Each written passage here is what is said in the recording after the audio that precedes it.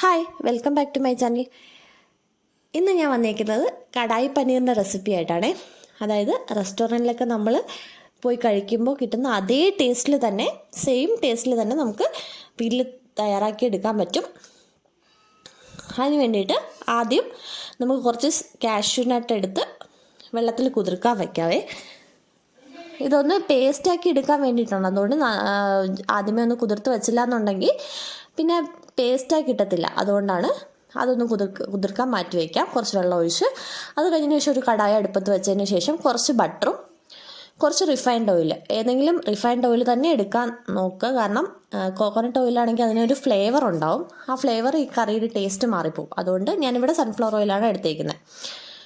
അതെടുത്തതിന് ശേഷം ഒണിയനും ഉള്ളിയും സവാളയും ക്യാപ്സിക്കും ഒന്ന് ക്യൂബായിട്ട് അരിഞ്ഞ് അതിലോട്ട് ചേർത്ത് കൊടുക്കുക. അതൊന്ന് വഴറ്റിയെടുക്കണേ. അത് വഴറ്റിയെടുക്കാനായിട്ട് ഒരു 2 മിനിറ്റ്സോളം വഴറ്റുമ്പോൾ തന്നെ അതൊന്ന് ട്രാൻസ്പെറൻ്റായി കിട്ടും. ആ ഓണിയനൊക്കെ ഒന്ന് ട്രാൻസ്പെറൻ്റായി കിട്ടും. അപ്പോൾ ആ ട്രാൻസ്പെറൻസി വരുന്നത് വരെ ഒന്ന് വരട്ടിയെടുക്കുക. ഞാനിവിടെ വരട്ടിയപ്പോൾ കുറച്ച് കൂടുതൽ സമയമായിപ്പോയി. നിങ്ങൾ ഇത്രയും സമയം വരട്ടേണ്ട ആവശ്യമില്ല കേട്ടോ. കുറച്ച് സമയം വരട്ടിയാൽ മതി. പെട്ടെന്ന് വരണ്ട് കിട്ടാനായിട്ട് നമുക്ക് കുറച്ച് ഉപ്പ് കൂടി ചേർത്ത് കൊടുക്കാം. ഉപ്പ് കൂടെ ചേർത്ത് ഒന്ന് വരട്ടിയെടുക്കുക. കണ്ടോ, ഒന്ന് ചെറുതായിട്ടൊന്ന് കളറ് മാറി വന്നാൽ മതി. ഇതാ കണ്ടോ, എൻ്റെ അടുത്ത് കുറച്ച് അധികം വരട്ടി എടുത്തിട്ടുണ്ട് ഞാൻ. ഇത്രയും ഇതാവേണ്ട ആവശ്യമില്ല കേട്ടോ. ഇതിന് മുമ്പ് ഇതിനൊരു 1 മിനിറ്റ് മുമ്പൊക്കെ തീ ഓഫ് ചെയ്ത് കഴിഞ്ഞാൽ കറക്റ്റ് കൺസിസ്റ്റൻസിയിൽ കിട്ടും നിങ്ങൾക്ക്. അതൊന്ന് മാറ്റി വെച്ചതിന് ശേഷം അതൊന്ന് കൊരി മാറ്റിയതിന് ശേഷം സെയിം കടായിൽ തന്നെ കുറച്ച് ബട്ടറും കൂടി ആഡ് ചെയ്ത് കുറച്ച് റിഫൈൻഡ് ഓയിലും കൂടി ചേർത്ത് കൊടുക്കുക. കണ്ടോ, ഞാൻ ആ റിഫൈൻഡ് ഓയിൽ പ്രത്യേകം ശ്രദ്ധിക്കണേ. കോക്കനട്ട് ഓയിൽ എടുക്കാതിരിക്കാൻ പ്രത്യേകം ശ്രദ്ധിക്കാം. ബട്ടറും കൂടി ആഡ് ചെയ്ത്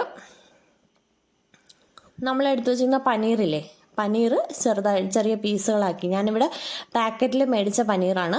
അതുകൊണ്ട് ക്യൂബ്സ് ആക്കി തന്നെയാണ് എനിക്ക് കിട്ടിയിരിക്കുന്നത്. നിങ്ങൾ പനീർ വീട്ടിലുണ്ടാക്കുന്നതാണെങ്കിൽ അതൊന്ന് ക്യൂബായിട്ട് അരിഞ്ഞതിന് ശേഷം അതിലോട്ട് ചേർത്ത് കൊടുക്കുക.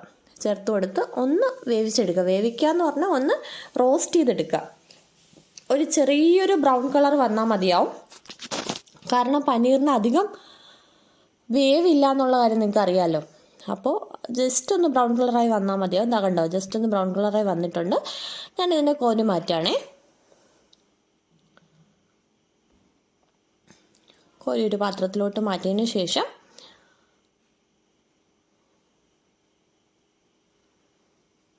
ഇത് കണ്ടോ, ഞാനിപ്പോൾ മുഴുവനായിട്ട് കോരി മാറ്റിയിട്ടുണ്ട്. ഇതാണ് ഇതിൻ്റെ കളറെന്ന് പറയുന്നത്. ജസ്റ്റ് ഒരു കളർ, കരിഞ്ഞു പോകാനും പാടില്ല. ഓക്കെ, അതിനുശേഷം സെയിം കടായി തന്നെ ഞാൻ എടുത്തിട്ടുണ്ട്. അതിലോട്ട് കുറച്ച് റിഫൈൻഡ് ഓയിലും കുറച്ച് ബട്ടറും കൂടി ചേർത്ത് കൊടുക്കുക. അതിനുശേഷം നമുക്ക് ബട്ടർ ആഡ് ചെയ്തതിന് ശേഷം ബട്ടർ ഒന്ന് ചൂടായി വരണം കേട്ടോ. ചൂടായി വന്നതിന് ശേഷം നമുക്ക് സ്പൈസസ് ചേർത്ത് കൊടുക്കാം. ഏലക്ക, ബേ ലീവ്സ്, ഗ്രാമ്പു, കുരുമുളക്, പട്ട, ഇത്രയും കൂടി ചേർത്ത് സ്റ്റാർ അനീസും കൂടി ഉണ്ട്. അതും കൂടി ചേർത്തതിന് ശേഷം നമുക്ക് ഒന്ന് അത് ഒന്ന് ചൂടായി വരുമ്പോഴേക്കും നമുക്ക് വെളുത്തുള്ളി, ഇഞ്ചി ചേർത്ത് കൊടുക്കാം. വെളുത്തുള്ളി മുഴുവനോടെ തന്നെ ഞാൻ തൊലി കളഞ്ഞിട്ട് മുഴുവനോടെ തന്നെ ചേർക്കുകയാണ്. കാരണം നമ്മളിത് പേസ്റ്റായിട്ട് അരച്ചെടുക്കുന്നുണ്ടല്ലോ, അതുകൊണ്ട് കുഴപ്പമില്ല. മുഴുവനോടെ തന്നെ ചേർത്തതിന് ശേഷം ഇഞ്ചിയും കൂടി ചേർക്കുന്നുണ്ട്. ഇഞ്ചിയും കുറച്ചധികം വലിയ പീസായിട്ട് തന്നെ അരിഞ്ഞതാണ്, അത് ചേർക്കുന്നുണ്ട്. അതിനുശേഷം ഒണിയൻ, അതായത് സവോള നേരിയതായിട്ട് കട്ട് ചെയ്തതും ടൊമാറ്റോ ചെറുതായിട്ട് കട്ട് ചെയ്തതും കൂടി ഞാൻ ചേർക്കുന്നുണ്ട്. നിങ്ങൾക്ക് ഏത് ഷേപ്പിൽ വേണമെങ്കിലും കട്ട് ചെയ്യാം കേട്ടോ. കാരണം നമ്മളിത് പേസ്റ്റാക്കി എടുക്കുന്നതുകൊണ്ട് പ്രശ്നമില്ല. കുറച്ചുകൂടി കട്ടിയായിട്ട് കട്ട് ചെയ്ത് കഴിഞ്ഞാൽ ഇത് വഴണ്ട് കിട്ടാൻ താമസിക്കും എന്നുള്ളതേ ഉള്ളൂ. അതിനുശേഷം നമുക്ക് ഉപ്പ് ചേർത്ത് കൊടുക്കാം. നമ്മൾ ഈ ഉപ്പ് തന്നെയാണ് കറിക്കുടനീളം ചേർക്കുന്നത്. നമ്മൾ ഇനി വേറെ ഉപ്പ് ചേർക്കത്തില്ല. അതുകൊണ്ട് കറിക്ക് ആവശ്യമുള്ള ഉപ്പ് ഇതിലോട്ട് ചേർത്ത് കൊടുക്കുക. ചേർത്തതിന് ശേഷം നന്നായിട്ടൊന്ന് വരട്ടിയെടുക്കുക. അതേ, ഞാൻ നന്നായിട്ട് വരട്ടിയെടുത്തിട്ടുണ്ട്. ഇതിന് തീ ഓഫ് ചെയ്തതിന് ശേഷം നമുക്ക് ഒരു പാത്രത്തിലോട്ട് മാറ്റി വയ്ക്കാം തണുക്കാനായിട്ട്. കണ്ടോ, ഫുള്ളത് ഞാൻ തണുക്കാനായിട്ട് മാറ്റി വെച്ചിട്ടുണ്ട്. തണുത്തതിന് ശേഷം നമുക്കൊരു മിക്സിയുടെ ജാറിലോട്ട് ഇട്ട് ഒന്ന് നല്ല കുഴമ്പ് രൂപത്തിൽ നല്ല പേസ്റ്റാക്കി ഒന്ന് അരച്ചെടുക്കാം. നല്ല പേസ്റ്റ് ആവണം കേട്ടോ, എന്നാലേ കറിക്ക് അതിൻ്റെ ആ ഒരു കൺസിസ്റ്റൻസി വരത്തുള്ളൂ. അത് ഞാൻ നല്ല പേസ്റ്റാക്കി അരച്ചെടുത്തിട്ടുണ്ട്. കുറച്ച് നിങ്ങൾക്ക് ആവശ്യമുണ്ടെങ്കിൽ കുറച്ച് വെള്ളം കൂടി ചേർത്ത് നന്നായിട്ട് അരച്ചെടുക്കാം. ഇത് ഞാൻ നന്നായിട്ട് അരച്ചെടുത്തിട്ടുണ്ട് ഇപ്പോൾ. അതിനുശേഷം സെയിം കടായിൽ തന്നെ കുറച്ച് റിഫൈൻഡ് ഓയിലും കുറച്ച് ബട്ടറും കൂടി ചേർത്തതിന് ശേഷം ആ ടൊമാറ്റോ ഓണിയൻ പേസ്റ്റ് ചേർത്ത് കൊടുക്കുക. ചേർത്ത് കൊടുത്ത് നന്നായിട്ടൊന്ന് ഇളക്കുക.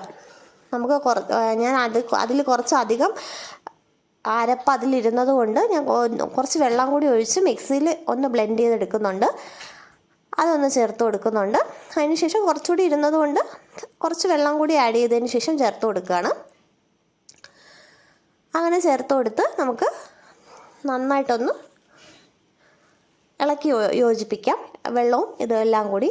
അതിന് ശേഷം കുറച്ച് മഞ്ഞൾപ്പൊടി ചേർക്കുന്നുണ്ട്. മഞ്ഞൾപ്പൊടി ചേർത്തതിന് ശേഷം ഒന്ന് ഇളക്കി കൊടുക്കുക. ഇളക്കി കൊടുത്തതിന് ശേഷം നമുക്ക് കുറച്ച് നേരം വെയിറ്റ് ചെയ്യാം കേട്ടോ. ഇതൊന്ന് തിളച്ച് വരുന്നത് വരെ ഒന്ന് വെയിറ്റ് ചെയ്യാം. നമുക്കിനി പൊടികളൊക്കെ ചേർക്കാനുണ്ട്. നന്നായിട്ട് തിളച്ച് വന്നിട്ടുണ്ട്. തിളച്ച് വന്നതിന് ശേഷം നമുക്കിതിലോട്ട് ആദ്യം ഞാൻ മല്ലിപ്പൊടിയാണ് ചേർക്കുന്നത്. മല്ലിപ്പൊടി ചേർത്ത് കൊടുക്കാം.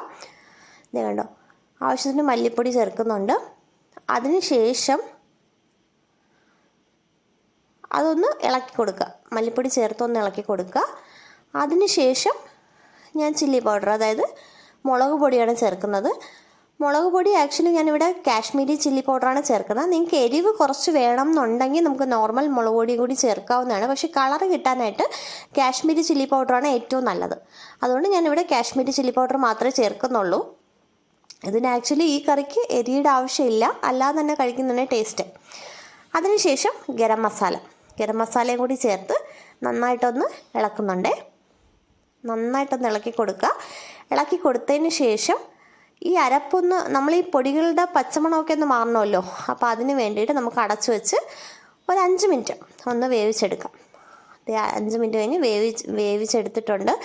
നമുക്ക് ഈ വെന്ത് നോക്കുമ്പോൾ നമുക്ക് അറിയാൻ പറ്റും. അത് നോക്കുമ്പോൾ തന്നെ ഈ ഓയിലും ഇതും കൂടി സെപ്പറേറ്റ് ആയിട്ട് വന്നിട്ടുണ്ടാവും. ഓക്കെ, അതിനുശേഷം നമുക്ക് നേരത്തെ വഴറ്റി വെച്ചിരുന്ന ഓണിയൻ ക്യൂബ്സും ക്യാപ്സിക്കം ക്യൂബ്സും കൂടി ഇട്ട് കൊടുത്ത് ഒന്നുകൂടി ഇളക്കാം. ഇളക്കിയതിന് ശേഷം നമ്മൾ നേരത്തെ ഫ്രൈ ചെയ്ത് വെച്ചിരുന്ന പനീർ അതും കൂടി വെച്ച് ഒന്ന് ഇളക്കുന്നുണ്ട്. നമുക്കിപ്പോൾ ഈ സമയത്ത് കറി കട്ടിയായി പോകുന്നെന്ന് തോന്നുകയാണെങ്കിൽ കുറച്ച് വെള്ളം ചേർത്ത് കൊടുക്കാം കേട്ടോ. ഞാനിപ്പോൾ വെള്ളമൊന്നും ചേർക്കുന്നില്ല.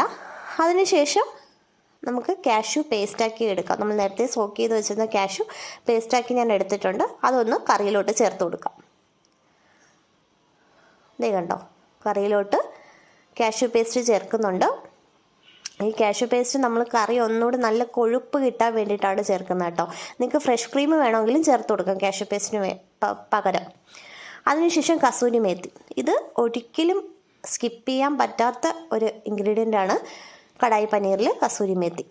ഇത് ചേർത്ത് കൊടുക്കുക. ഉലുവയുടെ ഇല ഉണക്കിയതാണേ, അതും കൂടെ ചേർത്ത് കുറച്ച് മല്ലിയിലയും കൂടി ചേർത്ത് ഒന്ന് നന്നായിട്ട് ഇളക്കി യോജിപ്പിക്കുക. ഞാനിപ്പോൾ തീ ഓഫ് ചെയ്തിട്ടുണ്ടേ.